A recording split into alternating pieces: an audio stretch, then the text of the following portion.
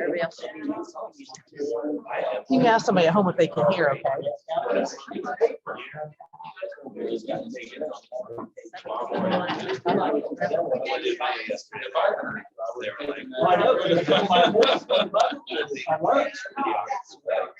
Yeah, I mean,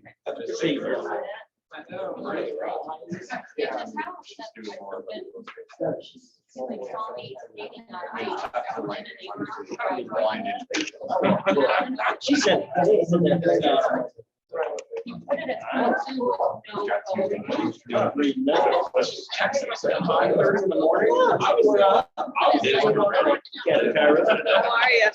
maybe Captain, you were up.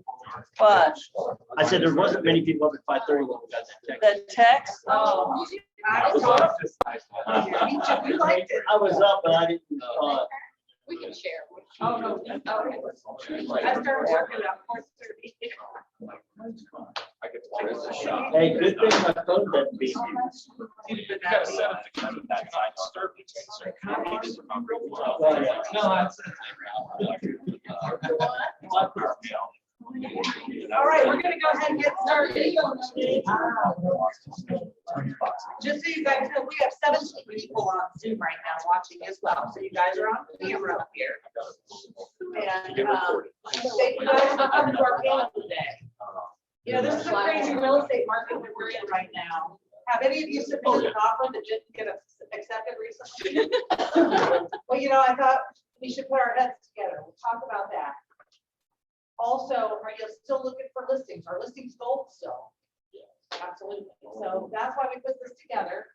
Actually, I ran a report because I wanted to see who in our office has put the most buyers in contract in the last 45 days. And 5 of them are sitting right here. So that's why.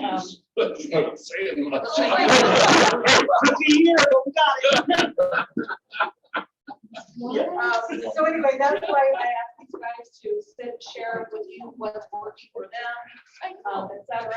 And without further ado, let's get into it. All right. First off, thank you for being here, all of you. I know you guys are busy, and I love having you on the same room. So first off, let's start off with when you are meeting with your buyer before you start the process. What conversation are you having to prepare them to get ready for this circus that we're living in? So who would like to go first? All right, Dave. All right, so you meet with someone and they're telling you what the parameters are. Now, there's a difference between want and need, right? So need is I absolutely have to have it. Want is anything over and above that, right? As far as location, amenities of a house, you know, that's all well and good. But if you can go one street over, one town over, would that also be acceptable, right? Don't be afraid to ask them the questions. You know, let them know that I can appreciate that you want X location, but if it's X plus 1, you know, subdivision of school district, over, whatever it is, I would mentally prepare yourself for considering those homes as well. With regard to financing, don't waste your time with buyers who don't have money, you know. So if you're not pre-approved, like I might give you one time. I will show you houses one time and just to get a rapport going, you know, and allow them to see some homes, which will further the discussion if it's a couple, you know, if it's an individual, like maybe they have a new mental approach. But you want to prepare them for not only what are we going to see, but what this market is all about. I've been doing this 16 years, and I know that's shorter than some of these folks up here. But it's a market like it's never been. Inventory is incredibly low. And so speed and aggressiveness is exactly what you need to be doing. I had a buyer like, well, let's just try and hope for the best. I was like, hope is not a strategy. You know, it is absolutely not a strategy. I had these other couple, they want to pray on. I'm a firm believer in prayer. Like you pray all you want to, but at the end of the day, the good Lord is not making real estate decisions on our behalf. He is for the seller. Well, for the seller, right? So, you know, get your money right. Be prepared to expand your horizons and let them know that competition is fierce. Like, don't be bashful about it. Look, if you're wasting your time, you're wasting their time, unless you properly educate them with regard to what to expect and where to expect it here in this market. Okay.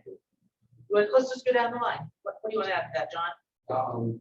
Yeah, I mean, the conversation I think that I have, that I know that I have is typically I will ask first, well, kind of give them an overview and kind of ask like what their familiarity is with what's going on in the market right now. And making them, basically getting an understanding of what they know about having to pay over asking price and some of the situations that we're dealing with to get offers accepted. And then from there, I'll also explain that it's just very difficult right now, more difficult than anyone's probably ever seen in our market here in Central Ohio. And I also tell them too that a lot of times what ends up having to happen because it's so competitive is that more than likely we'll have to lose out on a couple houses first to really be able to step up to the plate and offer the kind of money and terms that is going to get their offer accepted.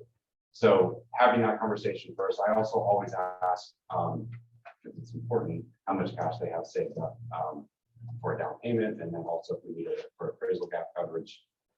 And I also almost always have them go ahead and get pre-approved through one of the lenders that I work with. Even if they're already pre-approved and they send me a letter, I just do that anyways, so that I get a better and more clear picture of what their financial situation is and being able to help them navigate this crazy market. Kathy? The first thing I would say is to have that meeting. I am shocked at how many buyers agents are running around with buyers hoping they can buy. But if I were to stop and say to you, do they have any appraisal gap money? You would have no clue. Or as a listing agent, whenever I get feedback from a buyer's agent that says, well, my buyer was put off by the number of people in the house. My buyer doesn't want to competitively bid. To me, I blame the agent. You just didn't prepare them for the market that you're in. I put it your I gave each one of you this book. I wrote this book in 2020, and I say that lightly. This is not literature. But what I did was, as I put in writing what I had been going over with buyers in meetings for years, and I finally said, I'm tired of saying this. I will put it in a book so that I can hand it to the buyer. And unlike I've had people say, oh, this is a great tool to get buyers. And my response is, no, it's a great tool to get rid of buyers. And I mean that literally. I will sit to them and I will say to them in a meeting, I'm going to give you 10 things you've got to do. If you can't do all 10 of them, you cannot buy in this market. And it saves me time and gas, saves you frustration. So let's just go over these. And you're going to tell me at the end of this meeting which one of these you are prepared to do and what you're not prepared to do. And it's very frank, it's very honest, and the things I hit on, because actually I wrote this in 2020 and it's gotten worse since 2020. So the things I touch on are home inspection and appraisal gap. And then I show them this. It's another reason I gave you a copy of this. And I'm sorry, it's all marked up. This is when I actually sat in front of a homeowner and went over. I explained to them that this is what your offer looks like to a listing agent. This is one of 3 pages. This is the 6 offers that made it to the front page. And I show them that everybody on this page offered appraisal gap. All of them said as is, no repair. So I tell them, if you are not willing or able to offer appraisal gap, or you're not willing to forego a home inspection or repairs, you did not even make it to the front page. You made an offer, it's somewhere in a pile. The homeowner's aware of it, but we're not discussing it. We're not looking at it. We don't know your name. We don't know what the terms of your offer was because it was not good enough to make to this page. And of this page, 1 is going to win and 4 or 5 are going to get Dear John letters. So when you sit with them and give them the harsh reality of this market, you're either going to scare them away, which is fine. It means they weren't ready to buy, or they're going to be very honest about what they're prepared to do. So the first thing I would say is you've got to have that meeting. If you're taking them out without having that meeting, you're wasting your time and their time, because the market is not going to bend for them. And it's not going, I just met with one of my assistants, called me, said, Kathy, I've got a client who has 20% down, but they, after making 3 offers, they're simply not willing to part with any of that money to do appraisal gap, and we're still losing. So on Saturday afternoon, this past Saturday, we brought them in the office, and I said to them, you're gonna do one of two things. And they're looking at $400,000 homes, which means they have $80,000 in the bank, okay? And I said to Ready to Give, and I said, here's what you're gonna do. You're either gonna have a dream of no PMI and dream on a pillow in a rented home, or you're going to part with some of that money, give it to the seller, carry PMI for a year in a home you own. Let's pick one. Because the harsh reality is you cannot buy a home. I showed them this very sheet. You cannot buy a home in this market without appraisal gap. And I educate well with scratches in my pen, and I showed them how appraisal gap works, and this is where it goes. And the wife sat there and she said, but this isn't fair. And I said, you are absolutely right. This is not a fair market to a buyer. Okay, do you want to jump in or not? Okay, so if you start with a buyer and say, you have no leverage, you have no negotiation, you have nothing goes your way, and here you have to do all these things, or your only option is to wait till a home's been on the market for 7 days, and then you can do it your way, or wait till this market is gone. That's it. Those are your options. And so you'll learn very quickly at the beginning, is this a buyer worth your, I'm speaking among agents, worth your time? Is it worth your time to do this? So many of you are so afraid of letting, maybe you've dug the pit so far because you've made 10 offers and now you've got so much work into it, you don't want to let it go, or you're just afraid to ask the hard questions. And the fact is, this is a vocation, it's not a hobby. So if you want to make money, you got to ask the hard questions and only work with buyers who are willing to play by the rules of this market. The next thing I'll say, and I'm going to go on to my esteemed colleague, is you also have to prepare them, not just financially, but you've got to tell them this is not just a financial market, this is a psychological market. Okay, in the old days, you could have great credit, you could have saved your down payment, and you have a good job, and you would be rewarded with a house. Now, you have to have great credit, you've got to have your down payment, you've got to have a great job, and you have to throw money at the seller, and you have to take risk. And then the other thing you have to do, I ask my people, I often ask them, how long did it take you to buy a car? You want to buy a new car, how long does it take you? Well, I have to visit 11 dealerships and read consumer reports and think about it for a week, and then come back. You're not going to make it in this market. Can you make a $500,000 decision in 3 hours? If you can't, this is not a market for you. Does it bother you to go into the house and be bumping shoulders with everybody, knowing everybody's going to make an offer? If it does, this is not your market. Are you ready to compete? Are you okay knowing you're making bids on houses that everybody else is? The answer is no, this is not your market. And so you have to intellectually and psychologically prepare them that that's what it is. Are you ready to jump with the sharks or not? If you're not, we wish you well, but wait a year or two. This just isn't your market to do it. Now, the other thing I say, I gave you a copy of this book. I'm happy to sell these to you at my cost. These cost me $3 a piece. If you want 10 of them, I'll give them to you, hand them to your buyer and say, here, read this, saves you a lot of time. I'll give you 25 years in this book, take it and hand it to your buyer. Say, this is another agent in my office. Read this. This is all great advice. I agree with all of it. And can you do it? Stuff there. You were smart. I got a feeling it's going to start on this. I was thinking it was smart to sit down here, but I'm not quite sure how it goes. Go ahead. I tell my buyers, if you're ready to buy in this market, it's going to be similar to Chris Rock hosting the Oscars. So, that was a bad joke. They can't all be winners. No, I mean, pretty much that's what I say in not so many words. Is you're going to play ball or we're not looking at it. I had a client call me yesterday or Sunday that I showed a couple places to last year and said, hey, you sent me this listing. I'm really interested in it, but I don't want to get in the bidding war. And I go, well, then you don't want to buy a house. And that was pretty much the end of the conversation. It went on a little further than that, but I'm not willing to show houses to people that aren't willing to, get in the game. Everybody that I've worked with has had enough. I'm blessed to work with clients that can do full appraisal gap and, you know, are willing to take my advice, because if you don't listen to the people that you're hiring to get you a home, well, then you're not serious. So, everything else. is pretty much Ben, do you have anything to add to that? I actually was thinking in my head as I was hearing all this conversation, and the bottom line is this: all this is great information.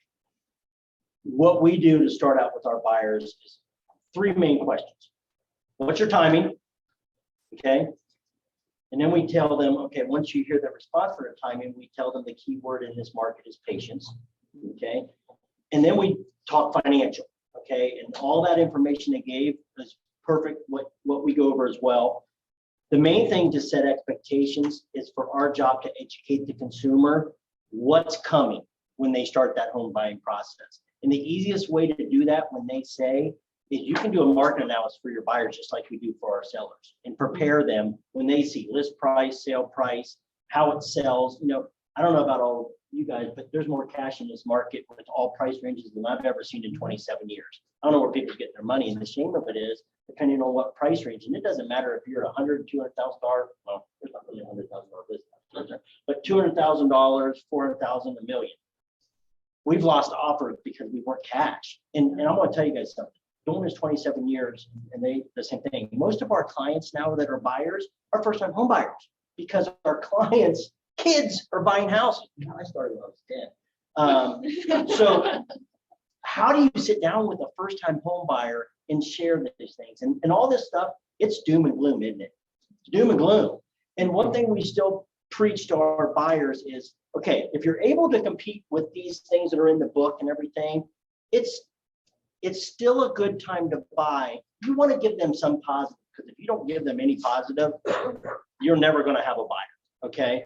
Because it is doom and gloom. So we try to tell the positives. There's not many, but there's still positives out there that we can explain. Interest rates, even though they're going up every hour, they're still a great rate, guys. I mean, we've sold a lot of houses in the 6s and 7s before. The only difference is we explained to buyers is interest rates are so good when they're in the 4s. They just got spoiled because they were under 3 for such a long time that now home values are up here, okay? And now interest rates are here where they used to be here at home. So it's kind of relevant. And don't be afraid. I'm going to end on this because everybody said a lot. Don't be afraid to tell that buyer. This is the hardest thing to be a real estate agent in this market. Don't be afraid to tell that buyer you may not be a buyer in this market. You might want to continue renting. It's hard because you don't get a paycheck, right? No one gets paychecks. But don't be afraid, because if you stay in contact with that buyer, this market will shift. I guarantee you. All of us have seen it. We've all lived it. A lot of you have seen it. This will not stay like this. Interest rates are going to continue to go up, okay? Buyers that are so marginal because of their buying power to buy a house with interest rates being in the 2s and 3s, they will get out of this market. So the competitive, instead of 100 people bidding on a house, you might have 30 or 20 or 15. I know it sounds still like a large number, but this will change. So just be honest with your buyers, educate them up front, and set their expectations before you put them in a car. Because if you don't, you're going to end up like Kathy was saying with all these agents, that their buyers aren't willing to do the things in that book. We were talking our leadership meeting yesterday about where all this cash is coming from. And people are cashing in on their investments because the dollar is going down, and therefore they're putting their money in real estate because real estate holds its value. So, one of the things I'd say too is, and everyone I feel, and you've probably seen this, if they have many times, if they have to find cash, they'll find cash. Yeah. It's just, if you're not telling them that you have to find cash, they'll think they don't need it. But when they start realizing, this sheet that I gave you, this was on a $200,000 home in Westerville, okay? And this has changed. This is one thing that's changed in 2 years. We used to think 5,000 was good appraisal gap. Have you guys noticed that's going up? This is on a $200,000 house, and we had 10,000 appraisal gap, 7, 10, and 20 and 10 appraisal gap. So we're seeing appraisal gaps go up now to 10 and 15,000 regularly. So where are they getting the money? When you are dealing with buyers that say, we don't have that extra money, first of all, sometimes they really don't. They don't have it. But many times, as Dela was saying, when I talk to a young couple, I say, look, you need to look at all your cash resources, 401k money, all the areas you didn't occur to you that maybe you should get that cash, simply because you cannot get a house without it. So Scott, if you find it, the other thing is you know what, we're in an economy where everybody, there are jobs everywhere. You know, I have one young client who went and door dashed for 2 months and got $5,000 because I told him you can't buy a house without it. I had another client who told me he had a truck in his parents' garage that he planned on fixing. He went and sold it. And I told him you can't get a house without it. So people, if they realize there truly is no option, and not exaggerating, I can count on one hand the number of homes my team sold last year without appraisal gap. It just is. It's what it is. If they realize, wow, this isn't a, if you want to, this is a, I have to, they'll find a way to get the money. And if they can't, if they truly can't, because I've had buyers who simply can't, then like you guys were saying, then you have to find a nice way to say, I love you, and I loved your parents, and I'll call your parents and apologize, but I can't help you. I just can't. This market is bigger than all of us, and there's nothing I can do for you as a realtor to get you a home. Vince, you're right. I'm gonna start with you on this next one. Should have read the question.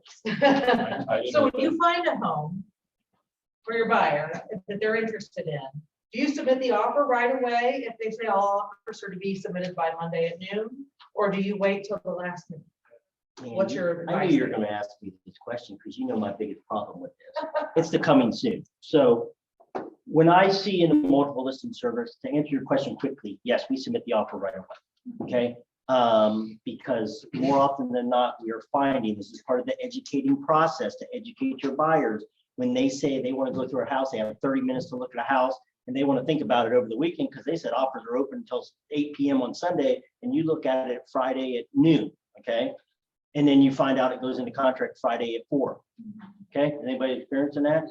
So the shame of it is, I'm going to tell you something. In my 20, there's a lot of unethical things going on right now. And this coming soon is causing, I don't know if everybody believes in it up here, but I understand the philosophy behind it. To be a buyer in this market, it stinks, okay?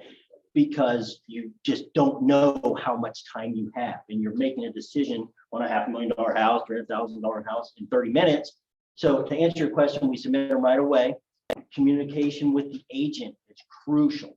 And hopefully we know that agent, but the problem is there's 70, how many agents in the 10,000 plus. 10,000 plus agents, and I know probably, is there that many? Yes. Yeah. Gosh, I better change my verbiage. Wow, they all got in it last No, month. everybody thinks that we're out Yeah, there killing so- it because it's all that's being told on the news, is how hot the real estate Yeah. market is. So you talk about that and you explain to them, relationships are huge, guys. I'm gonna tell you, in this business, I don't know what Kathy does, but when she has that sheet, is phenomenal. I also look at the agent. I look at the lender, okay?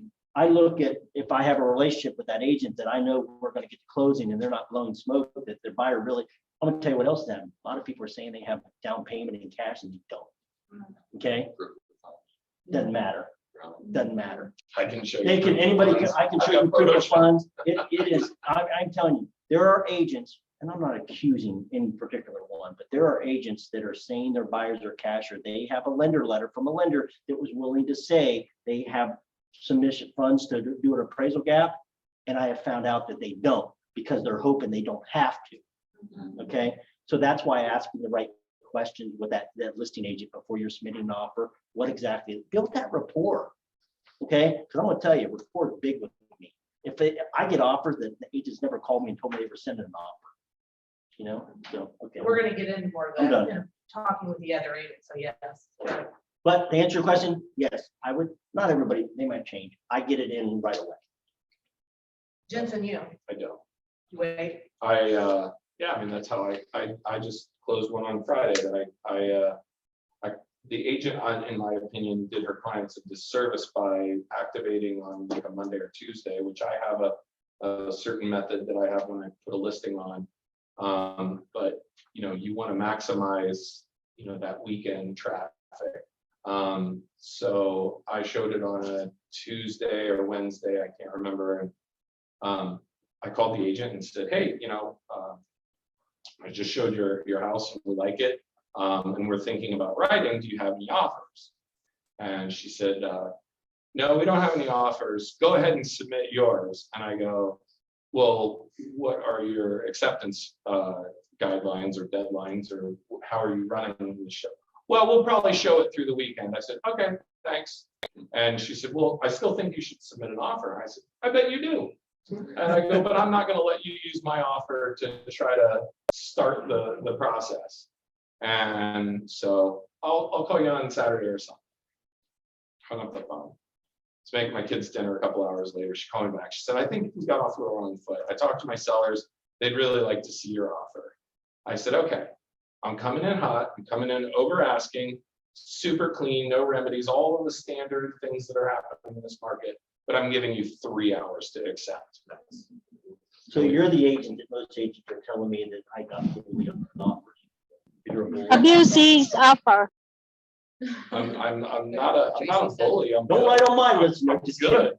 I agree with all that. I agree with some. I mean, look, you have to advocate for your clients. Sometimes you have to play hardball on the buyer's side, especially when you're coming in full appraisal gap, and we didn't go ridiculous, but guess what? It came in 10,000 under appraisal. My client had to bring 10 grand to closing. It is what it is. He got the house and they move in today. Nice. So. Kathy. Well, realtors lie. So, so if somebody says, first of all, I always ask, if I have a buyer interested in a home, if the realtor says, please have offers in by Sunday at 9, I call the agent. Are you, come hell or high water, if Jesus comes back, are you waiting until 9 o'clock Sunday night? And if they dim, well, we got a good Jesus comes offer. back, they did something wrong. They're still there. I just say, and again, to Vince's point, reputation matters. That's the reason we put the name of the agent on our list, because if it comes down between two agents, I'm going to go with the one I trust and work with before. But my point is, I call the agent and ask them, what's your plan here? What are you going to do? If they don't give me a hard and firm no that we're not, what I hate, my pet peeve is offers to be in by Sunday at 9, but the seller reserves the right to take whatever they want. Well, bullshit. Is it a deadline or not? I mean, it's kind of like, why set a deadline if you're just going to take whatever offer comes? So I call the agent, what's your plan here? If they don't have a plan, I tell the people we got to get it in. It could be in contract tomorrow. If they have a firm plan where they're waiting, and honestly, I see no value in waiting unless it's just a scheduling thing where you can't get with your buyer or you don't have time. And I will tell you from the listing end, I hear that all the time from really good agents who say, Kathy, I've got to go here and I've got to go there and I've got someone to show, but if I have to, I'll stop everything and get the offer in, and I'll say, no, we're good. We're not doing anything until Sunday. And if you ever worked with my team, you know that whatever it says is what it is. And I start by educating my homeowner. I don't make those decisions without them. I say, are we all on board that no matter what, even if Ginson comes along with an incredibly good offer, we are not taking it until Sunday. We discuss it, the pros and cons, and they say, yeah, we're going to wait until Sunday. So when I put a deadline on there, that's the deadline. And we move on, and I don't care if people foot stomp, and I don't care. We've made the decision and we're doing it. But I still have that conversation with every agent, because every agent's different in how they handle it. But I'm telling you, if you do not want to make that phone call when you told your buyer to wait because the agent said we had till 9 o'clock Sunday, and they're calling you saying, why is it showing in contract? I thought you said we had until 9 o'clock Sunday. So communication with the other agent, get the offer in as quickly as you can. I communicated with you and I knew that you were a person of your word. I would have called you back on Sunday and said, where are we at? Yeah. Because I don't want to waste 30 minutes of my time putting the offer together if we're not going to get it. That was my plan in this whole scenario. No, that's true. And here's the other thing, and I don't understand this among agents, and I would actually really be curious if you guys disagree with me here, because when agents call me and say, we're coming in at 3:30. Is that worth your time, my time? I've had agents say, I can't disclose that to you. Yeah, and you can. You can, like what, why? Why?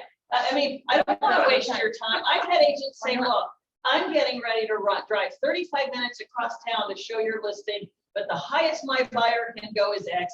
Is it worth my time? And I'll say, no, it's not. Don't bother.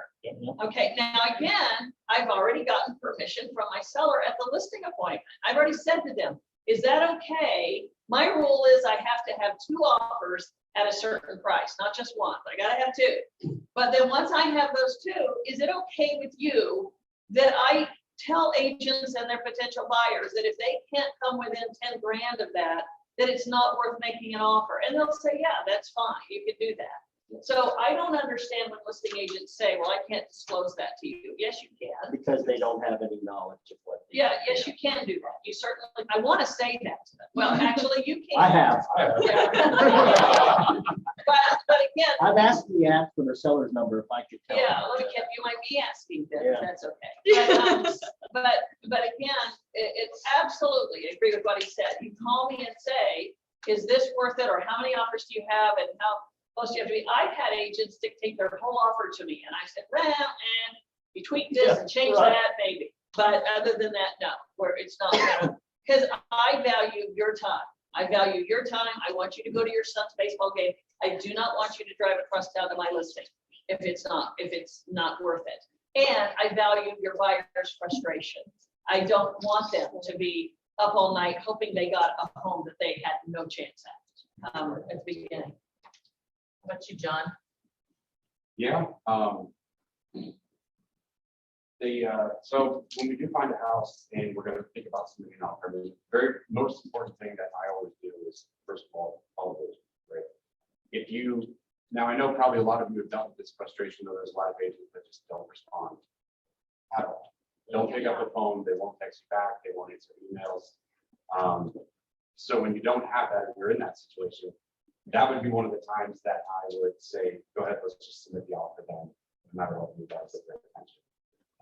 But beyond that, typically, if there is a deadline or something we're working with the buyer, I might say, if I can get good communication from the listing agent and kind of get a sense of, or some sort of assurance that they may, they won't take an offer likely before their deadline, then in that case, a lot of times I might want to wait a little while, only because like if you're newer, if you're up top of mind with that listing agent and that offer and everything else like that, you might have a better shot. And then also too, just being able to get more information as the offers continue to escalate closer to that deadline.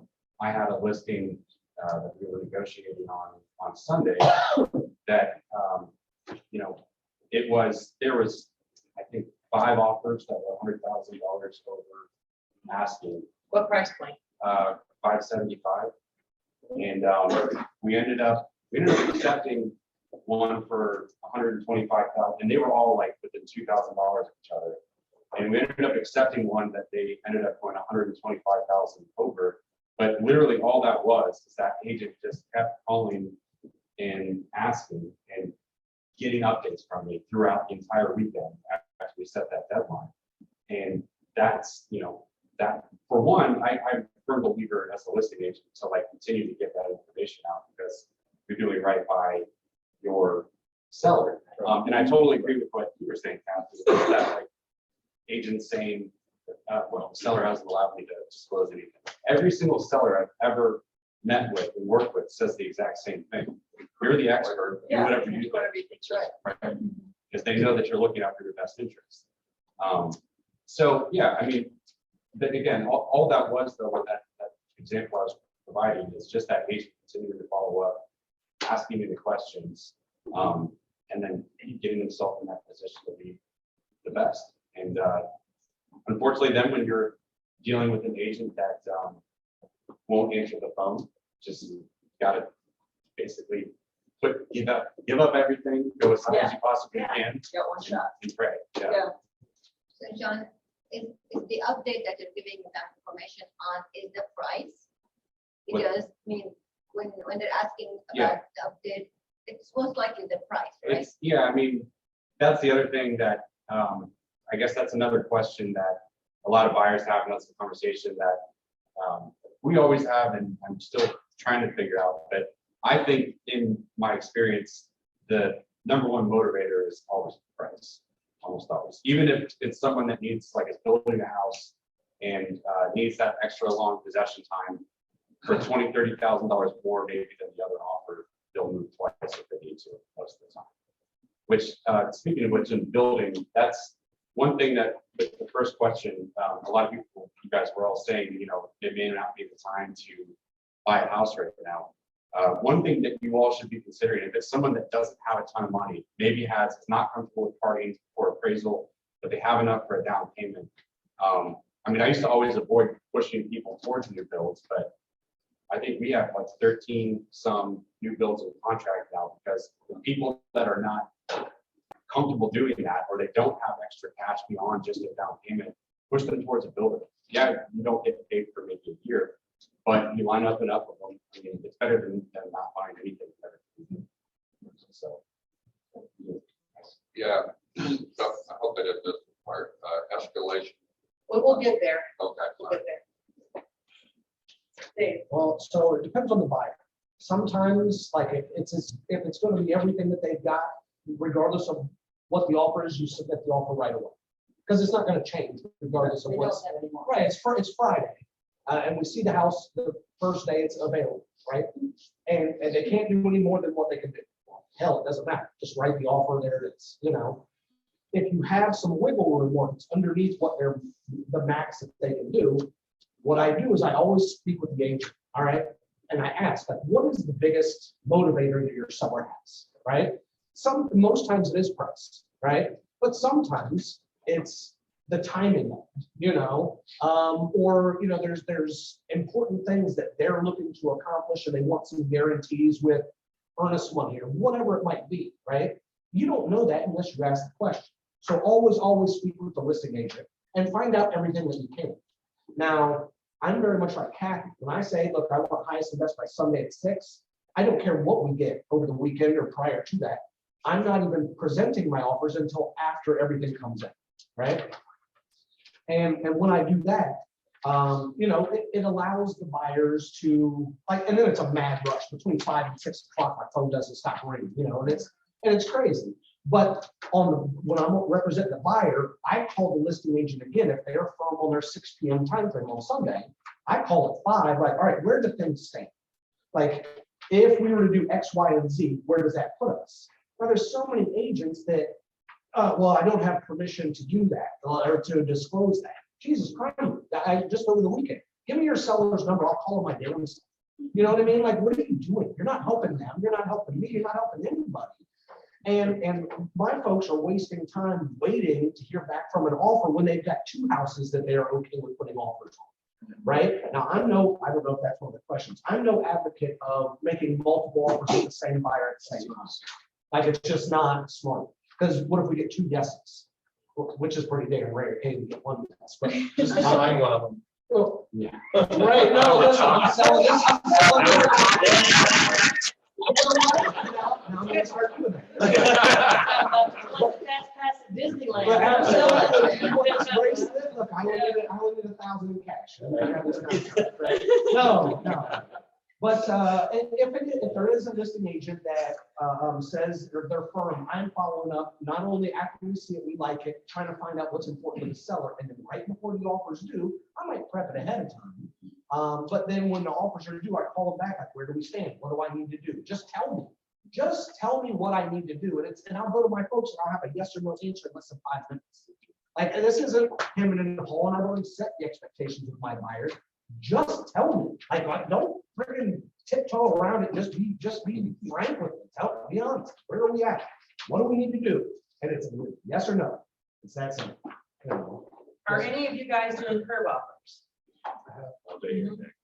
Well, I'll tell you this, you, at that buyer meeting, you need to tell them what curb offers are and how they work. Because you don't want them to find out after they lose a house to a curb offer that was something they could have done. Well, you never told me that. I didn't know what a curb offer was. So at that buyer meeting, that's part of explaining to them what this market is like, that there are people buying homes unseen. I am closing on April 22nd on a $1.5 million home that the buyers haven't seen. They're coming in tomorrow night to look at it, but there were multiple offers last weekend. I took them through on my phone and they're seeing it for the first time. $20,000 earnest deposit, non-refundable. So can't change their mind, hope they like it, you know, but again, you don't want your buyer to find out that that was potentially what they could have done if you had told them. So yeah, we're seeing a lot of this. I won in multiple curb offers, you know, and one of the reasons that we won was because my offer came in and spooked the other, like, seriously, we're in multiple curb offers and they bounced. So Is that when you have a listing that's coming soon or just like Kathy? coming soon. It's Or not, coming the showings have So not you started. put a contingent on them seeing the property and Nope. you are. No, that's not gonna get accepted, No. but I did put a contingent on inspection, right, so that they had an out. If they got in there. All right, that leads us right into the next. Let's talk about the offer itself. So what strategies are working best for you to be the most competitive? And I'm gonna list off some so that, you know, we're all kind of on the same page, but price, type of financing, gap coverage, possession timing, commission based on the list price versus the sale price, non-refundable earnest money deposits, paying sellers closing costs, waiving inspections, waiving remedies, home warranties. So those are just the things that, you know, I put out there. Elaborate on That'll those. put you in the top 5. Hey, can I speak first real Yeah. quick? Because Yeah. I'm not gonna say a whole lot on that, but you know what? I'm gonna tell you something. Hearing those things make me nauseous, Yeah. okay? It's sickening. It does. Yeah, let me tell you, How do you really feel this? our person, that you have to have those conversations. Just take it over. Yeah. They would fire your ass. Well, let me tell you why. When you have those, all of those are needed, like Kathy said, to get in top 5. Firstborn, secondborn. Well, most people will give up their firstborn and secondborn, but left arm, right leg. I mean, the bottom line is, when I hear those things, this is why you have those upfront conversations with your buyers and prepare them to determine if they're buyers in this market, because our purchase contracts need rewritten. I mean, they do. They need rewritten because all those things, purchase contracts used to be written to protect the buyer, you know? There's nothing to protect the buyer anymore because it's buy it, you know, as is and all the things you have to do to win the contract. But, you know, when I hear those things and I think of these buyers, what they have to do to compete in this market, like I said, it makes me nauseous. And that's where I'm saying, you know what? It's the nature of the beast. And that's the term I use with our buyers. I don't like it. You don't like it. We all don't like it, but it is what it is. And here's what you have to do to compete. So that's it. I'm offering to pay title insurance. I have a list. I'm glad you are organized. Because all mine's in my head. Well, it I need wasn't to my be head. I more borrowed like this a teacher student thing. I borrowed this turquoise pen. These are some small things that you don't think about. Some are not so small. But first of all, when you make an offer, don't have it land on 0 or 5. When you do appraisal gap, don't have it land on 0 or 5. That's what everybody's doing. Have appraisal gap up to 17,000. Have the purchase price to 253,000 instead of 250, because everybody's doing 25s and 50s and zeros. So, and many times it's that extra 2,000 that wins the offer. So, I tell people to pick their lucky numbers or their birthday Yeah, or whatever. and end on that. We used to do that, Kathy, but we'd also add $125 to Yeah, it too. something, just something. Somebody else did that. If you, commission on list, you said that, increase your earnest money amount and make it non-refundable unless they're denied finance. If you're not brave enough to make it totally non-refundable, make it non-refundable unless they're denied financing for any reason. I am shocked. Yesterday I got an offer on a home where the guy offered 20,000 in appraisal gap and 500 in earnest money. Okay, switch that around. Okay, like give me the 20,000 in earnest money and make it non-refundable. That'll get my seller's attention. I mean, if you're going to give it, you're going to get it back anyway. And if you're committed to the home, I call it changing your mind money. You know, I want skin in the game that you're not going to change your mind, because I'm turning away 5 offers for you, and I'll never get that price back again. So I want the earnest money up there. If your buyer's willing to clean out the house, have you ever shown a house that was obviously older people lived in? They're moved. You got 2 young able-bodied buyers. Are you willing to put in there that they can lock the door and walk off, and your buyers will clean out everything in there? I'm telling you, that saves them tens of thousands of dollars if you're willing to do that. And that's something nobody wants to do. So if you have a cluttered house, and they'll do that. You mentioned escalation clauses. If the listing agent like myself on all my listings says no escalation clauses, ignore me. I work for the seller. You work for the buyer. The escalation clause is in the best interest of the buyer. So ignore what I said. Do I have to present your offer? Yes. No matter what, you can't say, sorry, I'm not presenting it because you put in an escalation clause and we said no. That's the other thing I know almost for a fact is when realtors say, seller says, the homeowner has said no escalation clauses, I call BS. They don't know what that means. That's the realtor not wanting to deal with escalation clauses. So ignore that agent. Put in an escalation clause. It's the best way to get your buyer to the highest level and beat the other guy, and ignore whatever I tell you to do. Now, there's some things that you have to do what the agent says, like deadlines up, but you don't have to do what I tell you to do with the offer. If I say, I don't know, forget that. I'm just saying that is a term that if it's in your buyer's best interest, use it and ignore me. I have to present your offer.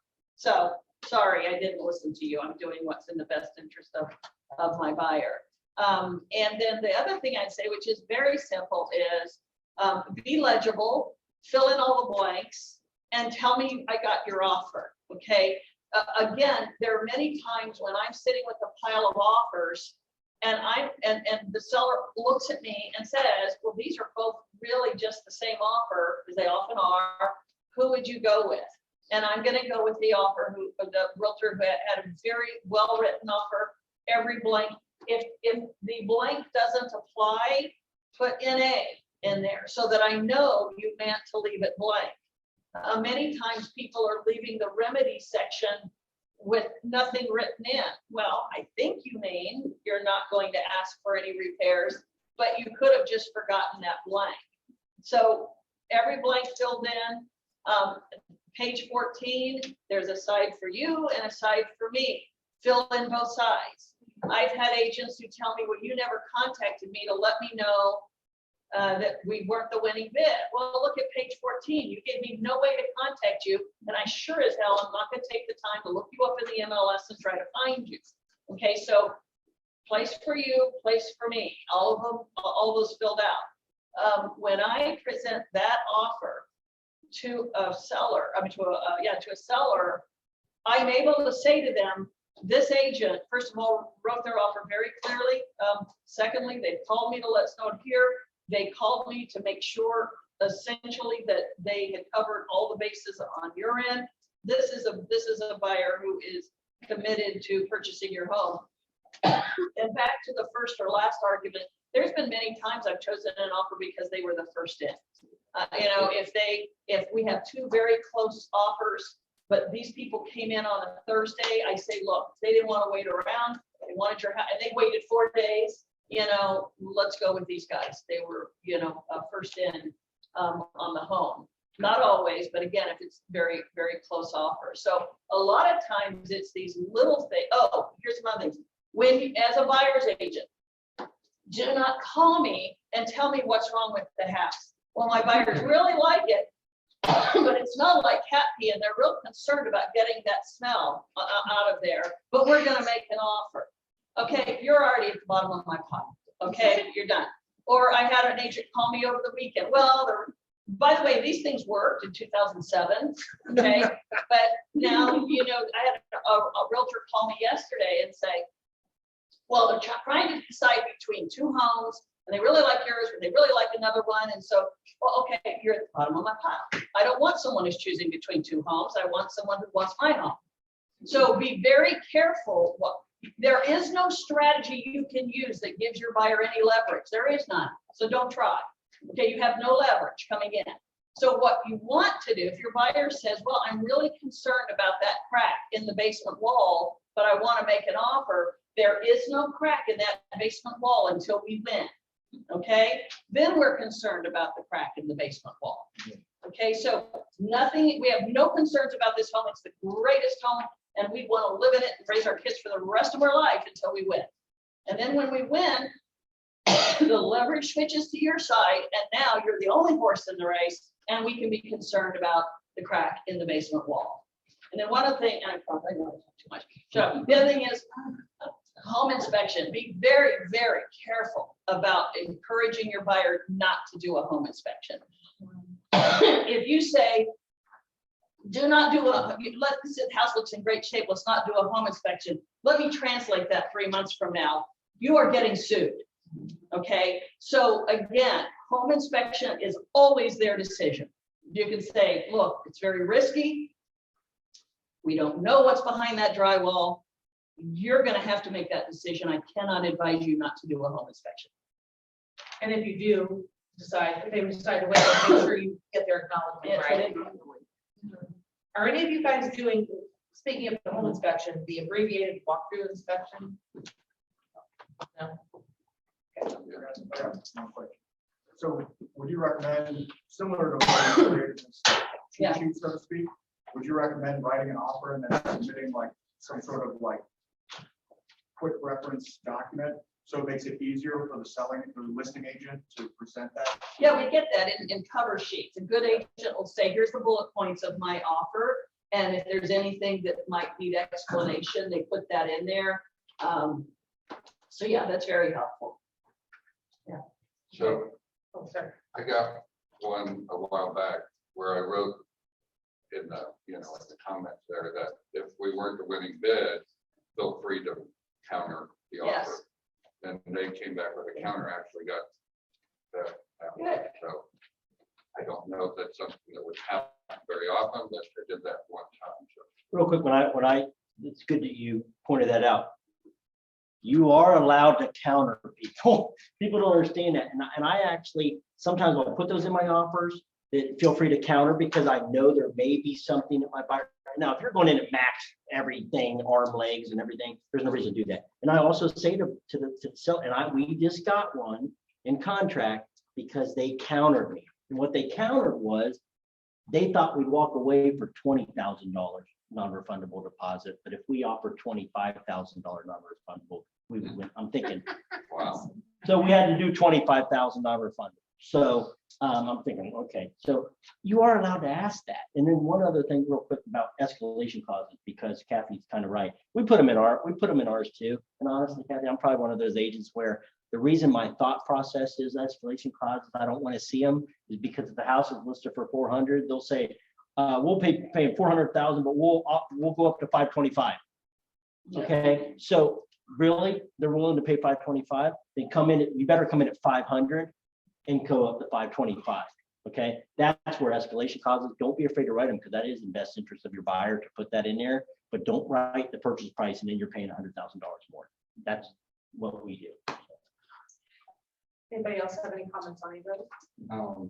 I mean, yeah, I'll give the buyer bits and pieces of like the offer process and the mechanics of what they're maybe gonna need to expect in writing an offer. But then anytime that we do the first offer, I always explain kind of like minimum, basic, and like alternate, all the way all in kind of options on making an offer. Meaning, obviously, like over the asking price, and then appraisal gap coverage of at least something, right? That being like the bare minimum. If the house is $200,000 and we're offering $225,000, being able to do at least something, some amount of money. And then The next phase of that with the appraisal gap coverage would be covering basically the amount, whatever the asking price is, and then whatever the amount is that we're going over. If we're at 225, doing the full $25,000 appraisal gap coverage.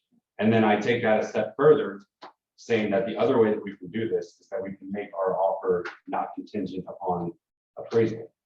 So meaning basically just remove that contingency altogether so that no matter what the house appraises at, we don't have the ability to walk away from the contract because of what happens with the appraisal. And then I also do that with inspections too, basically explaining how in a different market, typically you would have 3 options once you go through the inspection period. You know, nowadays though, we've taken one of those options away most of the time, in that you have to take the house as is. And then I also too never, unless it's like gutted, I mean, we put a spacing contract last week that's literally just down to the studs. Wasn't much of a point to do an inspection for that one. But if it's a regular buyer, I would never tell them not to do an inspection, but what we'll do, if they really want to go all in and try and get the house, is we'll say sometimes like, this offer is not contingent. The buyer would maintain the right to do an inspection. However, this offer is not contingent upon the results of that inspection. So yeah, I mean, that's, once you explain all those and you kind of get, every time that you write an offer, you give them all of those options, then they'll kind of know when they do see a house that they really want to go all in for, they already know kind of what to expect and what they may have to give up. John, but even if you put that this offer is not contingent on the inspection, don't you think that if the buyer finds something in the inspection, they can still walk away? Well, they technically wouldn't be able to walk away because of that if you give up that contingency to be able to terminate. Well, sorry, John. Yeah. Just to add on to your question about that, you better put that in your offer like that. Because if you just put the informational purposes only, you're going to have an inspection. Legally, the buyer has a right to walk away unless you put in there, buyer's going to have a home inspection and say for whatever reason, they just want to know what they're getting into, but buyer will not ask for a remedy and will not release from the contract. Whatever verbiage you want to use, you better put that in there, And then because don't. I'm telling you, as a listing agent, it's so normal anymore for buyers to say they won't ask for any repairs. Yeah. It's meaningless to It's me. meaningless. What I call the home inspection time frame is changing your mind time frame. Because it's not that the home inspection bothers me. It's never that the home is in bad shape, but as long as they have the right to terminate, it means they have the right to change their mind. And you know that your buyer can simply say, I am not satisfied with the condition of the property. You don't have to detail it. You don't have to, all you can say. So unless you as a buyer's agent also waive the right to terminate and put a hefty non-refundable earnest money deposit down, that clause about information only means nothing to me. It just means you've got a few days to change your mind, but you can still terminate. So that's the reason it's a real fine line to walk with your buyer, is that the only real clause that has meat in it and teeth in it to a listing agent is you waive your right to terminate and you'll give up your earnest money if you terminate. And then I want to see the earnest money needs to be enough that my sellers are pacified that they let four other buyers out the door for you. We have a thing going on right now with $5,000, I think, still being held somewhere because the buyer slept on it for 2 days, changed their mind before doing a home inspection. Buyer's agent sent over a termination, verbally telling an agent on my team that, well, they changed their mind. They just decided it's not their house. Well, then they wanted their earnest money back. Well, no, sorry, and so, parties are involved and money's hung up there. But the point is that's the point. That's the reason for earnest money. The reason for earnest money is to compensate the seller for taking their home off the market for your buyer. And so it needs to be enough money that my sellers feel like those four offers that we will never get back again. We're talking tens of, if not 20s and 30s thousands of dollars. We will not get that back again. It needs to be enough money that they're okay enough with their home back on the market. Hey, Taylor. I'm on the beach, so it's probably too loud or windy for people, but I put my notes in the Zoom chat. So if Dayla can read that, because I'm the one that come to Dayla and say, this market is insane. I offer 75,000 appraisal gap and I'm freaking out right now. And so I put the note on there so Dayla can help me read for people. So I'm gonna mute myself again. Okay. I have FHA and VA buyers do repairs from appraisal requirements. Earnest money straight to seller as a credit on the Alta. Is that what you wanted me to share, Tracy? I also have the question up there, if you can see my notes Okay, let me go about appraisal further. gap. Yep. How much appraisal gap is enough? I'm having buyers in contract with $75,000 appraisal gap. Another buyer lost the bid, waiving appraisal clause, 60,000 more than asking price, and the winner had a $100,000 appraisal gap. Good Lord. Yeah. Come on. Where's the median buyers can get that cash for appraisal gap? And that's, I mean, that's the $1 million question on everything. What is the amount? Well, this is the thing too. You better educate your buyer up front about when you're coming up with these terms, is say, put your seller hat on, okay? Put your seller hat on if you're negotiating offers and you want the best terms that minimizes the risk to you as a seller, is what it's going to take to win. And that's when I see $100,000, I don't know, I want to ask you a question before I forget, because I'm getting old and I forget questions. How many of you, and are you seeing a lot of cuts on your appraisals? Yeah. Okay, so you know when you're 100,000 over list price, unless that agent underpriced it, you're probably going to get an appraisal cut, right? So, I mean, when I hear what number's enough, and these are the questions, our buyers have been writing offers like, what do you think it'll take? I'm like, I don't know. I mean, here's what it says on paper, okay? But it's the economics of real estate we're dealing with. If you have one listing and you have 100 buyers, not, one's going to win, and that's going to go ahead. So one of the things I'm running into too is that some of the offers I'm winning are not even the highest offer. Yeah. But I'm throwing out name dropping. I'm working with the James team. I'm working with this broker. Depending on the product too, I say like this, and I have to give them clout and give them validity, because I'm like, I don't work with just anyone at Rapid Mortgage. They're all great. And I'm like, I'm working with the owner of Rapid Mortgage. I'm working with the person this is an underwritten loan. I need to slap an appraisal and an address on it. It's done. And sometimes, like when like you said, there's 10,000 agents, there's also how many thousands of loan officers. And like, we assume that we won't always work with the best person, but like, we need to give them clout. We need to transfer that clout to like the listing agents. And I got one in contract over the weekend, and then the interest rates went up, and now it's unaffordable for them on Monday. And that's what I ran into yesterday. And we had to back out of the contract because now it's like, she can't perform, but she can. It's just like, now it's like way uncomfortable now. And so we're giving up the earnest money. And so some of the things I'm going through is like, you almost have to be weekly talking to your clients and touching base. And it's like you're redoing it.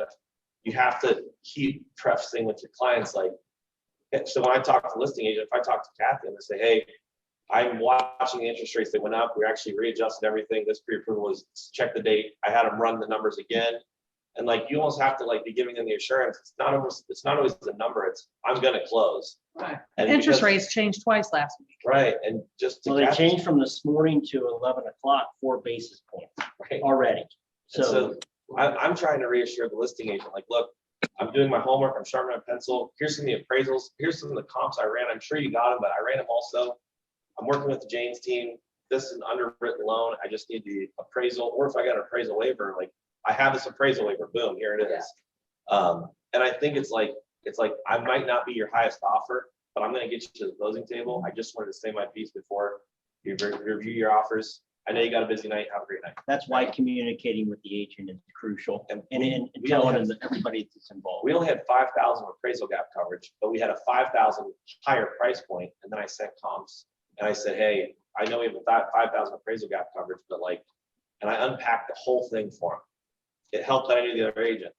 Well, I was going to tell you what that, if you did that to me, what it would tell me is that working with a professional who's on board and not just mailing this in, who knows what they're, So sometimes those numbers are like, yeah. it's a great big number and you almost sound like, it's like, just let your seller know. I know you've already coached your seller up, but just know, I'm not gonna be the big sexy number, but when we're sitting across from the closing table and, Yeah.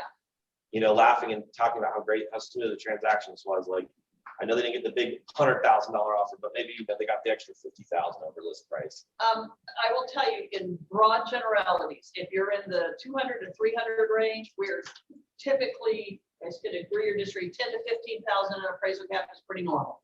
Anything under 10, and you're probably not in the top. Once you hit 300 to 600 right in there, you're getting into 20, 30, 40,000 in appraisal gap. And then if you're doing high end, the sky's the limit. And, you know, I've had 100, 150 in appraisal gap. I've had no appraisal gap had a woman by an Upper Arlington, house was 650 and her daughter lived down the street, daughter's pregnant. There was absolutely no freaking price she wouldn't pay to get in that house. We made an offer of 850 with full appraisal gap. She was willing to bring 200,000 to closing if she had to get that house. Now she didn't have to, it was less, she still brought some, but that's my point. You get into a certain price range and people's motivation, and so that's warning on both sides to your buyer. Number one, if they say, well, okay, I can give you 5,000 in appraisal gap, it's worth a shot. You respect their effort, probably not gonna win. On the other hand, I've had people that bring in 20 and I thought that was a sure thing, only to find out you have this sort of off from the side, somebody comes in with 35 or 40,000 in appraisal gap. But the higher the price home, the more generally people are gonna be putting in the bread and butter price range, which is under 400, I would say 10 minimum, 15 is typical, 20 is good. So the offer that I did win yesterday for my buyer, the price point 300 Wallington School. The comp is about 380. So I thought 360. I waive appraisal gap, so my buyer be able to bring in 40,000. They even willing to bring in 55,000 because they put less down payment. You don't need to put 20% down payment anymore. Put 3, 5, whatever, and then use the rest for appraisal gap. So we make 360, thinking we're gonna bring in 40,000, and that's the win I lost. That's how I lost, and the winner was 100,000 appraisal gap. So it means the winner probably have to bring in 80,000 appraisal gap for a house in Wallington, 1,400 square feet. Still paneling in the basement, still, you know, not updated doors in the first floor.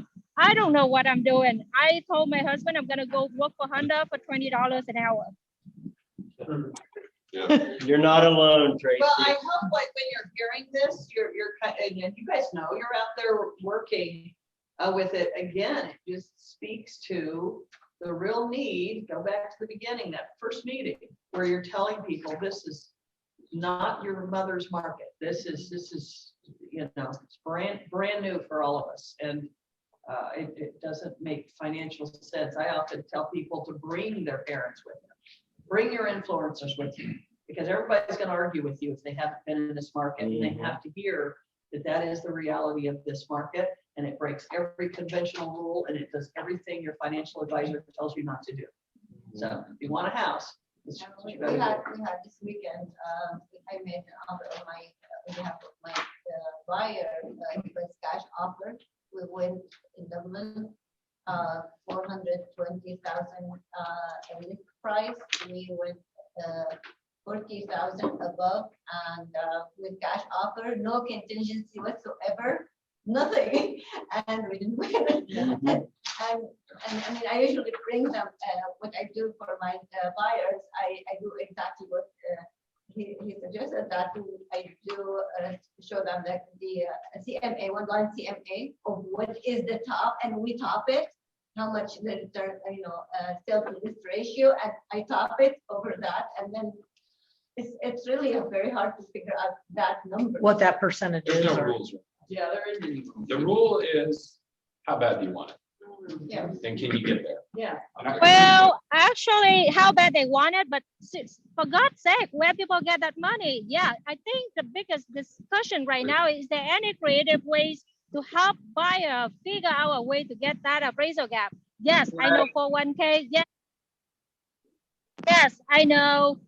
Well, I didn't know that people can go do Uber to really get extra cash. I'll make my buyer do that right now. I seriously have buyer willing to probably go sell blood to be able to get that money. What else do I have to do to tell my client what is the strategy we need to get that cash on the table? 80,000, for God's sake, I'm freaking out. I think it's important too that, like, you should definitely, I always have this conversation with buyers that explaining to them that the value of the house is not the appraised value. The value of the house is the sale price once it closes. In fact, if they were to refinance typically within 6 months after closing, they don't even have to do an appraisal if it's for the same amount, or if it's for the same amount as what they closed at, because that value is the sale price. And then I also have the conversation too, when they start asking and getting worried about, like, you know, water and whatever else, explaining how real estate works in the sense that if a house is listed at 200,000 and there's a bunch of suitors, the house goes for 220. Well, we came up with that $200,000 price because of the other sales that were right around it. So now if we sell at 220, you bought it at 220. Well, that's now the new baseline for the very next house that gets listed. And the way that the market's going, it's going up and up and up. I mean, and that, when you really explain that, and you explain and make them understand that the value is the sale price, it's what they end up paying, it becomes easier and easier to swallow. Yeah, that's the new comp. And yeah, one thing too is like remind them that like just like the stock market is a market of stocks and companies, the housing market is a market itself. It is an investment vessel for people, and you have to explain it like that. Like, hey, look, these are quantifiable things. If we can put a number and attach value, and we can, like the way I run comps for past sales is like you are now becoming a statistic on a spreadsheet for someone else, and it's going to keep chomping up. And the best time is like it's worth fighting for right now to get the low. Like you're going to be the lowest. These are the good old days. As much as it sucks, it's only going up from here. So like it's worth fighting for right now. It's worth going to the tranches. It's worth like fighting to get it done. But like right now is the time to do it. And like we're like you have to lose a couple. And so I even tell people, I'm like, I want to put all of our cards on the table at the consultation. What's your strongest offer? And that's what we're writing each time. We're not holding anything back, because if we hold something back, the universe is going to conspire against us. You didn't put your best foot forward. So yeah. I tell people too, I'm not as bullish on the market because I lived through the recession and still have PTSD from it. But I do tell them, look, you're absolutely right. Real estate is speculative. So it could stagnate, it could go down, but real estate is the only investment you can make with a roof. You know, even if it goes down, you're going home every day and you've got a place to live. It has added value other than what that's. My car has a roof. Well, that's true. So my point is, it is an investment. It will go up and down, but it has inherent value aside from what you paid for it. You know, so again, even if you buy, it goes up for another couple of years, then we see some transition in the market, you still are living in your investment, and it has, you put a Christmas tree up there, you take your kids' prom pictures in the backyard, there's a whole lot of value to that investment outside of the dollar figure that shows up in your portfolio. And so, you know, and which is why we have 20 buyers for every home, because every buyer knows that this isn't, you know, isn't forever. But to your point, when people ask me, well, my mom tells me, or so-and-so tells me that we're all going to be underwater. It's what, and I tell them, as long as we have, Dave, how many single family homes on the market? This is my guru. Yeah, I haven't looked it up today. 1,200. 1,200? Yeah. 1,200 with, you know, when we should have 15,000, it's only going up. I mean, it's just simple supply and demand. It's going to keep going up unless 10,000 people wake up tomorrow morning to list their houses. It's gonna, you know. And then I'll have a house for you. I'm gonna be one of the people with those. I'll have a house for you. And statistically, I'll be able to just like, hey, I got this. Let's just go ahead and buy this. But that's not happening. Are any of you guys writing backup offers right now? Yeah. Yes, every day. Always. And as a listing agent, I don't understand why listing agents don't court backup offers. I call listing agents, say, no, they don't, again, they, meaning the seller, doesn't want to back up. What seller doesn't want to back up? That's the agent doesn't want to go to the work of doing a backup. So again, what's the rule? They have to present what you put in front of them. So I don't listen to them. I send a backup. Here, I've sent over a backup offer. Thank you for providing proof of presentation. You know, so again, they could reject it. They could say, no, they don't want it. But as agents, you should be putting a backup offer in there. Now, also you're going to hear, this is the other strategy I tell you to do, is when the dust is settled, go back and call that listing agent and say, Nathan, I appreciate your time last week. My buyer didn't win, but you know what would be very helpful to me? Would you tell me where we fell? Were we in the top 3? And if I hear you were not in the top 3 more than 2 or 3 times, then I've got to go back to my buyer and say, we've either got to up our game or we need to get out of the market because we're not even making the top 3 on this. And as a listing agent, I will always tell you that. In fact, I usually tell you right after it's done. This is why you lost. This is where it was, because I understand the value in knowing that. And I understand the value in you being able to go back to your buyer and say, look, I know it's a tough decision to make. I know it's unfair, but at our buyer meeting, this is what I was trying to explain to you, is that we're in the dugout. We're not even on the playing field. And if you want a house, we've got to start on getting on the playing field and hopefully getting to home. But that's a great analogy. But anyway, but no, we're in the dugout. You're not even on the field, a lot of you. And so why are you driving these buyers around? And why are you running home and doing filling in a 14-page offer when you have no evidence that they're even in the running? And so at that, it's time to part ways. It's time that they're either going to give up and find the money, or you're going to say, you know what, I'm going to stay in touch with you because I really like you. I really want you to find a home. Why don't we just let it rest for a while? I'll watch the market and I'll be in touch with you when the market seems to slow down a little bit. So this is a question for people that probably know more creative ideas than I do. Can a seller do seller financing for that appraisal gap? No, because it would add debt to the buyer's debt to income ratio. Is there any other way we can make that appraisal gap works when the median buyer don't have 100,000 cash? Yeah, call mom, call grandma, DoorDash. Work with what for your clients. Yeah. So what? Yeah, go to a builder. Go to builder.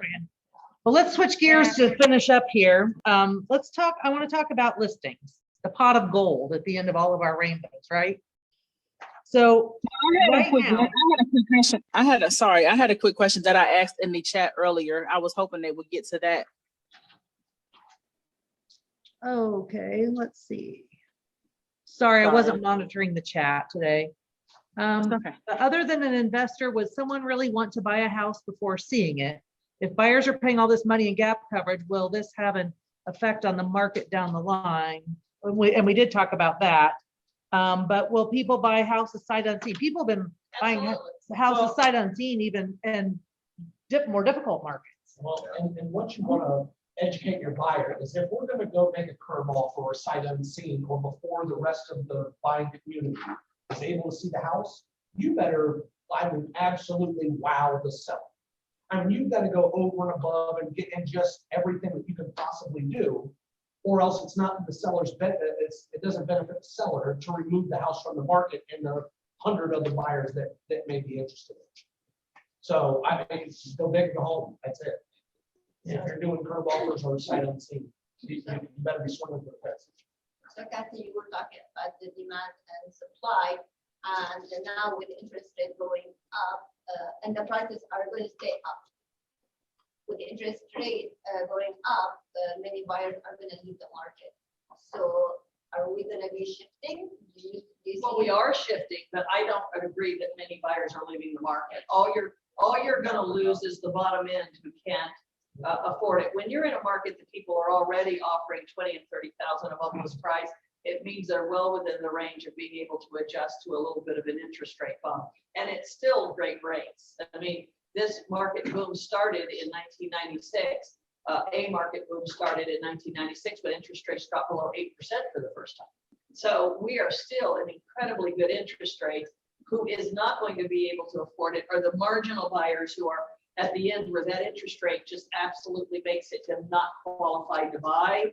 And I don't know, I think that's, I don't have any statistical basis, but I'd say that's less than 5% of buyers out there. Now, it's good. Getting any buyers out of the market is good. It is. Except if they're my buyers, I don't want them on. No, that's good. It's just, I can't wait until interest rate goes up because you're Yeah. the cash buyer. yeah. Okay, so that was, now, do you go to the seller and say, okay, let's put your home on the market today because interest rate is going up and this buyers would afford it? We're talking about 500 and up price. I mean, they're gonna sell, they're gonna sell. I don't tell them one way or another. I mean, yeah, there's always buyers out there. There were buyers at 18%. Right. I don't know if any of you saw it, the 10 TV shared an article out of Georgia about how, speaking of new builds earlier, a builder right before closing tore up a client's contract and went on the open market and sold it for like tens of thousands of dollars. And when you have a buyer that is expecting to be in this home after waiting 18 months, what do you tell your buyer then? That's gotta be a very rare case. Yeah, I gotta believe there was some. Contract, you can't just tear up somebody's contract and expect them to just be okay with that. I think there's more to that after Yeah. what I was reading, that there was some kind of language or something with the buyer. I can't, I've never heard of that. I think that what it was, the language in the contract calls for the builder to be able to make adjustments to the final price based upon what their costs end up being with rising labor and material costs. And the buyer, because my wife read that article and kind of browsed through it, and the buyer was unwilling to meet the builder's new price. And the builder had the option in that contract to be able to terminate if the buyer wouldn't come up to that price. Yeah, because I just asked, because I know some of the builders that we've had come in here and talk, they always like lock their client in and they only do like so many deals per month. That way they can still stay, you know, with adjusting prices. I did have a client down at Grandview Yard, those big, pretty MI, Grandview Yard, brownstone looking houses. And they changed their mind about 3 weeks before closing, that they decided they didn't want, they would have closed on it, but they went back to MI and MI was thrilled to let them out of their contract. Because MI turned around and sold that thing for, you know, more money than they were paying. So, but it was a mutual agreement that they just said they wanted out, but I've never heard of something like that. It is important to read the contract. Yeah. Well, and that's another reason why buyers need representation with a builder to make sure that they are reading contracts. Yeah. So as far as listings go, what's your advice or goal for getting listings right now? Are you guys prospecting for your buyers? If there's a certain property they're looking, are you sending letters? Are you door knocking? Any of those things? I literally just purchased a list of more than 21,000 addresses that were associated with the names and the numbers of the owners that have been in their home for more than 10 years. And the best of school districts all around Columbus. But it cost me thousands of dollars to obtain the list. I hired an outside firm to the tune of thousands of more dollars to call all of these names and numbers. I subscribe to services that provide me with expireds, cancels, withdrawals, for sale by owners. But all of these things cost money. And it's either money or time, right? I can literally spend hours, 40 hours a week calling these people and doing all that. I don't have that kind of time. So I pay somebody else so I can keep my time, and I pay somebody else for their time. It's two motivators in the world, time and money, right? But as far as finding sellers, that's your goal right now. I mean, you got list to live, right? Because I've got buyers coming out of my ears. I shit you not, I've got 25 buyers I'm working with right now. And I don't want to work with half of them. Like they're not financially prepared to act in this market. So if I need to get listings, goodness gracious, I'm buying houses, flipping them over just so I can sell them. That's where I'm making my money, because it sure is not with the buyers these days, right? Yep, that's exactly what I'm doing too. So I work with a lot of investors, and I try to match the buyers that cannot do 100,000 appraisal gap to my flipper. And I tell my flipper, look, I have this buyer, they can offer for this much in this school with this appraisal gap. If you find anything, flip it. I put the buyer in contract. And what I do is I have the buyer write contract the day my flipper take the key.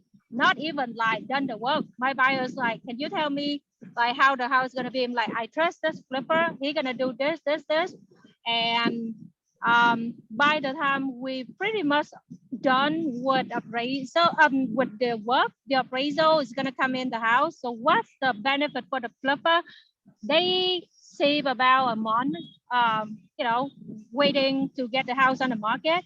So basically we write contract from day one. We get the loan officer do all the legwork. We schedule, we order appraisal, but we make a note to the appraiser that don't come out until that day. And then when the house done, we get out. We close probably 10 days after the work done. So my flipper love it. And that's the only creative way I can come up with. We need a bunch more creative ways, but I don't know what else we can do. I've done that a lot. I will caution you though, you will get a phone call every time the toilet leaks. Every time there's a creak in the floor, there's that, because you like set that buyer up from the get-go, and you're like an intermediary, you won't get a lot of phone calls. I don't do that actually in this market though anymore, just because it's, I tell this seller pretty much, although I'd love to do that, they're gonna get way more money if they go out on the open market. So many times we try, with great respect to Dave, and I'm curious how that turns out for you next time we meet, we'll see, but a lot of times you feel as an agent, because you don't have the money, you don't have the money to spend on that kind of thing, that you're just kind of waiting around and hope your best friend calls you to sell their house. Some of it's just fundamentals. It's getting into your database again. And I've done this for 25 years, and I still spend 6 to 8 hours a week writing letters, making phone call, texting people, email. In fact, this afternoon, and I time block it on my calendar, 2 hours this afternoon. The post office loves me. I have a stack of mail in my mailbox every day going out to clients. But what I do specifically is I have an email template that I send out, and the first line is always something personal. How are you doing? How are your kids? I heard so-and-so graduated, blah, blah, blah. Then the next thing says, I really need your help. We're in a market that we're at critical levels of having homes on the market. And I give them an example. We should have 15,000, and we have 1,100 as of today. We are in dire need of listings. If you or anyone you know is thinking of selling. Now, that is not rocket science, okay? That's what you're told for Realtor 101, but nobody does it. Nobody does it because it's time consuming and boring and all that. But I'm telling you, probably this afternoon, I'll send 20 emails out like that. I did it a few weeks ago. I got a phone call from one of my past clients, and he said, well, I don't know anything about it, but I think the lady next door died. He goes, I don't see her anymore, and there's people coming and going from her house, and it's just sitting there. So I got he gave me the address, and I got on my people finding software, found out who owned it, who the heirs were, who the people were, found them on social media, contacted them by email, social media, sent a letter, and one of the brothers sent me an email today saying, hey, I got your email, not sure what we're doing at the house, but I'll talk to my brother and get back with you. Okay, again, it may or may not end up to be anything, but it is simple 101, sending out emails, writing letters, staying in touch with your people, so that, a lot of people don't realize that you care about that. A lot of people don't realize that you care that their neighbor died. I don't care either, but I like knowing.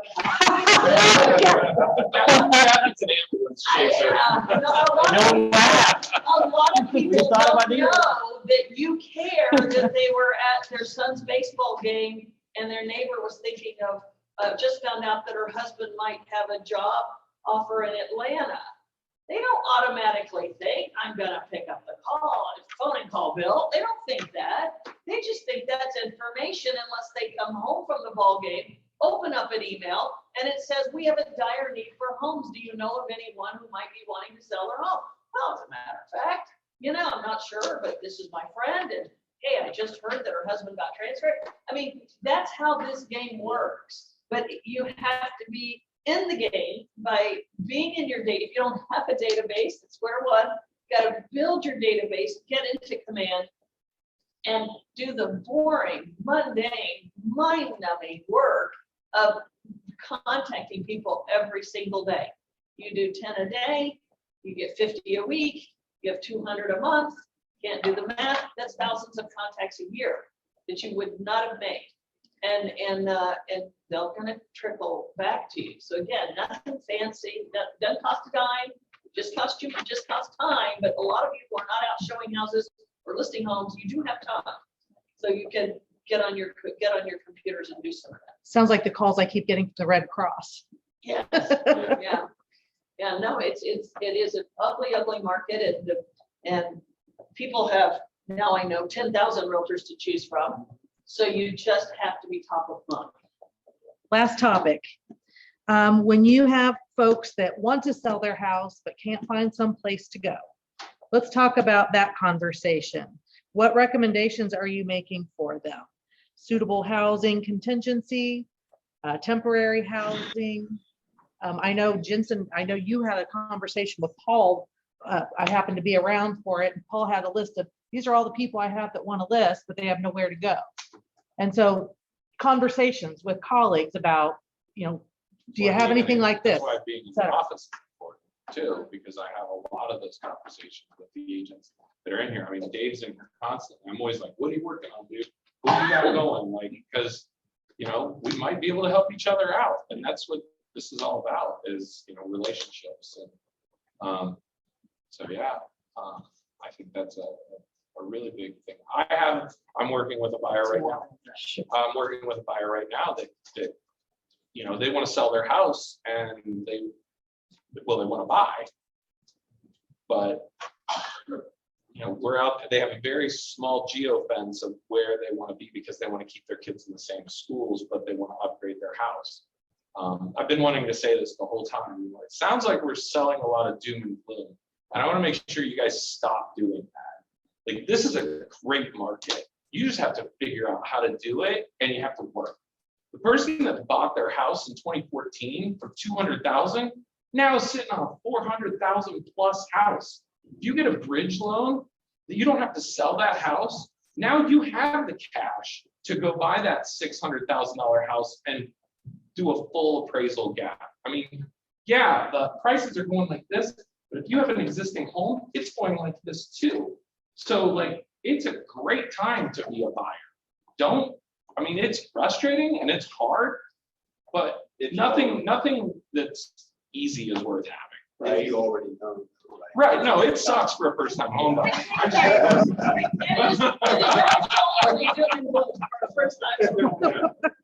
So if you're a first-time home buyer, don't call me. I think honesty in that situation, I tell people up front, you have a few options here. Are you able in any way to buy another home without selling yours? If the answer is yes, okay, let's go that direction. Give them all that.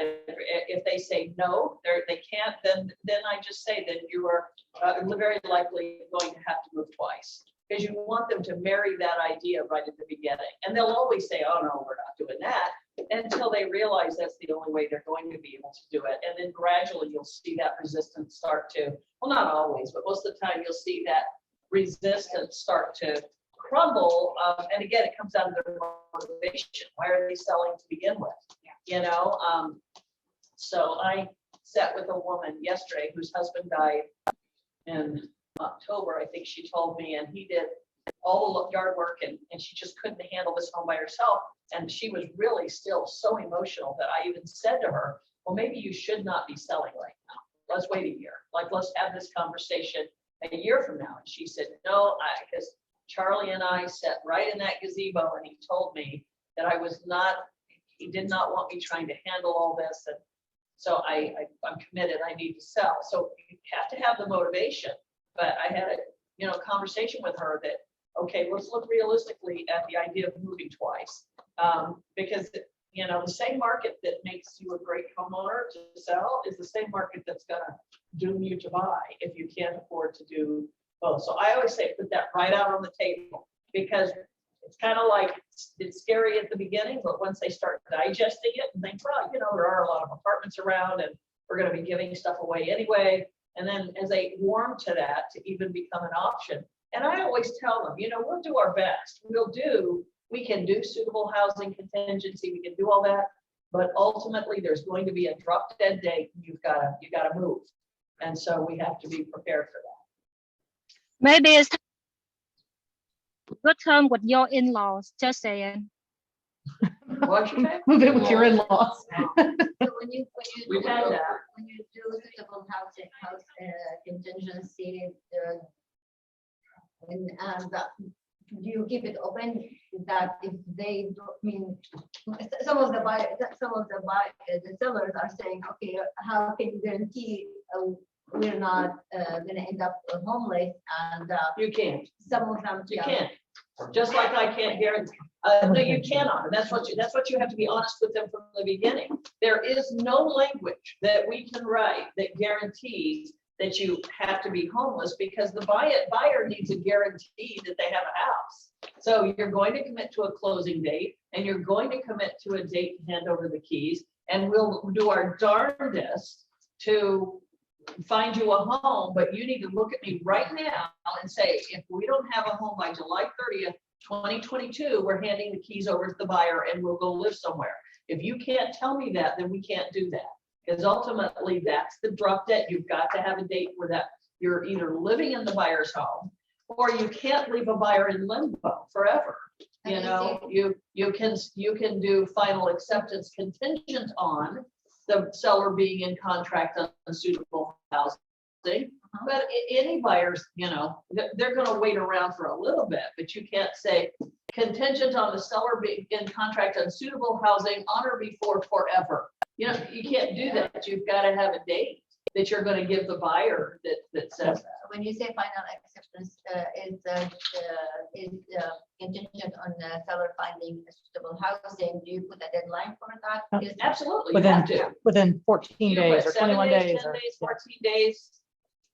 You have to, but that's what I'm saying. At some point, that seller's going to have to make a decision that they're going to move twice, or they're, you know, and if they're unable to say, yes, I'll do that, then again, it's just like on the buyer end, you really have to ask, you know, then they're probably not ready to sell their home. They can't do that. All right, we're coming to the end of our time. Before I have Max come up, because he brought lunch for us today, any final words of wisdom that you guys want to share? Be honest, work hard. Like that's, you just have to say the word. As difficult, thank you. Yeah, just be upfront, or else you're just gonna spin your wheels for weeks and months, you know, years. If I mean, it's a very challenging market. So just tell the story, be honest. Don't be afraid to have the difficult conversation. Right. I will say that I am always here. If you have questions, many of you text me or call me throughout the week and say, I'm in this situation with my buyer. Do you have language, or how would you handle this? It never bothers me if you guys have questions, and I'm always here to answer those. I am quite often texting language to people for contracts and things to put in there. So if I can't talk, I won't answer, but if I answer, you're not bothering me to ask that.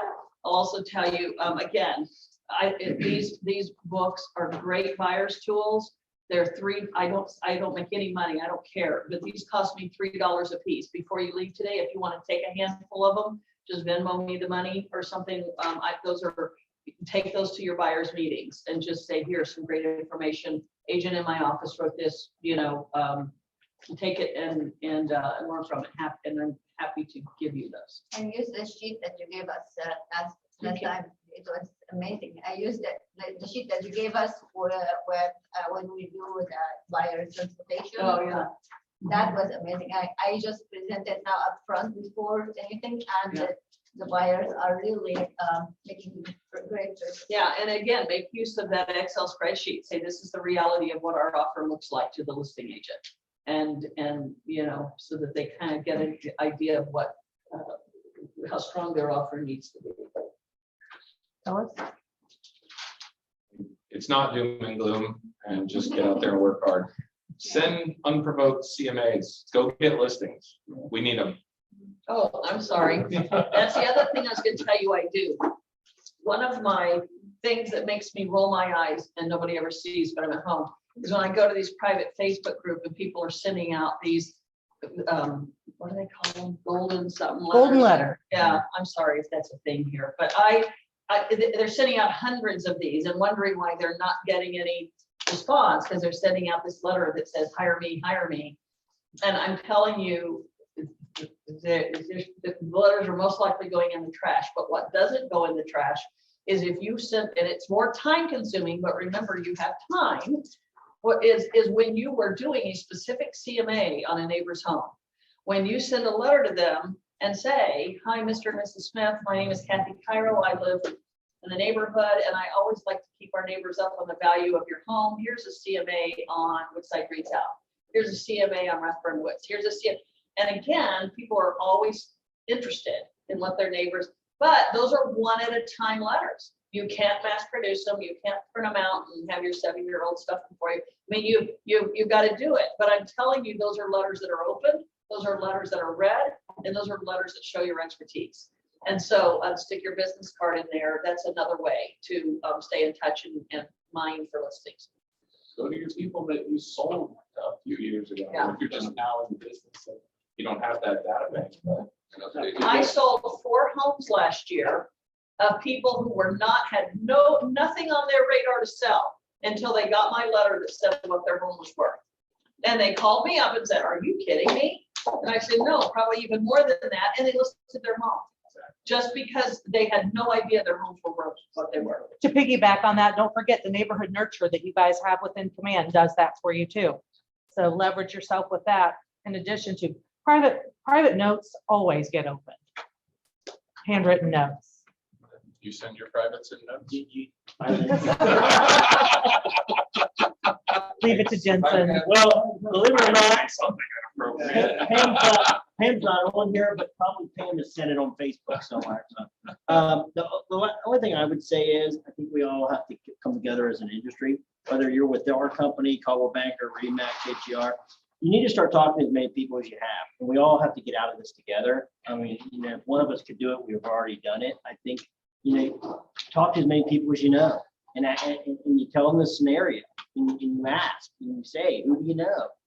Who do you think is going to move in the next 5 years? Because in the next 5 years, today might be a good time to do it. So I'm starting to do that more. I'm starting to text my clients more, reach out to them more, and ask their questions. So that's all we can really do. Because Vince wants to walk away again next year with an arm full of awards. Yes. No, I'd like to walk away with some house to sell my buyers. Yeah. Let's give our panelists a big hand while Matt comes up here. Thank you guys for your expertise. Thank you very much. I got the meetings, so thanks to you. Matt, you go without introductions, but go ahead. Thank you. I guess most of you know me. I know that this is great meeting. Actually, I'm not that I'm the owner of pumping inspection. And I learned a lot by just sitting back there and just listening. And most of these guys out here I know personally. You're doing an inspection on one of my houses Yes. right now. Thank you. Right this minute. Just really, really quick, just a couple of quick things that I think you should know about us, and maybe if you have any questions, I'll hang around. I have this afternoon's break. I'd rather if you have any questions about Speich or anything like that. We are the only preferred, if I can say that, because I checked that out. If you look at your California International, your website and look at the food vendors under inspection, it's the only one you guys actually see small team inspection. So we are a big national partner with your company, which we believe is the greatest real estate company in the world. That's why we partner up. So I have 6 licensed inspectors. We have done my 3 of my top master inspectors have done over 3,000 inspections each. One of them has done over 4,000 inspections. I'm glad to do this. This was the last minute. I apologize. Not to throw you under the bus. I was thought we were going to be 20 on here. So if anybody who doesn't get food, you have to share. Just don't feel like you're- Yeah, it's just here somebody. This was just the last minute. I was at the hospital when she called me and might not be enough. Take a I bite. apologize. But a couple of things, I was at Failures Association meeting. I'm glad a couple of things that was mentioned here.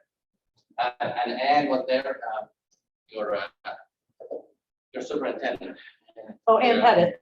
Ann Pettit was there, was speaking to us at Failures Association this morning about inspections and all kinds of things like that. It was great meeting. It was awesome. I'm kind of sad she's leaving. But just an FYI, I didn't do this, but there is an inspection company, and she wanted all the real to know that. You probably know of it. She probably gonna send something out. And this was done by Stephen McCoy, who's going to be replacing Ann, I believe. He's an attorney. There's an inspection company that has advertising out there that if you use them this year and become the top 2 real estate agent for them, they will pay your fees for 2023. And Scott McCoy actually did some investigation, and that is against press code. That's what he told me. And so he said you can do that. So if you get those emails, make sure you talk to your broker and talk to Scott or the Ann, because that's what Ann said. They are investigating. They are going to contact the inspection company and whatnot first. That you probably don't want to do that. So anyway, you get something like that. They are fast emailing all the realtors in Ohio, especially Central Ohio. So the other thing is something that was mentioned in here. We started doing, and I told my guys to start doing the walkthrough inspections at the beginning of the year because of how the market is. We know what you have to do. We understand it. We ought to really appreciate those who said, please recommend that, and that's all we're asking. Maybe just for the good of the buyers. I think we all agree it's a good idea to get something inspected. But we started doing that for $199, doing a 10-15 minute walkthrough. And I only sent my 2 very seasoned master inspectors in there, both of them probably max to max. We'll do it if you ask us to do this, but we don't like it. We don't want to do a 10-minute walk with the buyer and give them an idea for the assurance that it is good or not. But that's exactly what happens. Is that we have gone out, this is what Peter said, I've done 4,000 inspections. I don't want to do that with buyers. So if you ask me to do it, I'll do it again. But if you can get off of this, walkthrough inspections, please do. And I stop. We don't do the walkthrough, we do the 7-point inspection, because we check major things for like $219 or $200. But that would be probably the best thing I would recommend if somebody has 90 minutes to do that with one inspector. We usually send you a team anyway for the problems. But I highly recommend. I personally do not advise walkthrough inspections, but I don't do. Personally, I don't think that's in. So again. Glad to be here. Any of you going to Indianapolis or Carmel, Indiana? I only know of a couple that are going. I'll be there. I'm driving tomorrow. So it's going to be some really good days. Thanks again for keeping our 6 guys busy. If there's anything I can help you with or have any question you want to get my card or anything, let me know. I'll be right there. Thank you, Max, and thanks our panelists.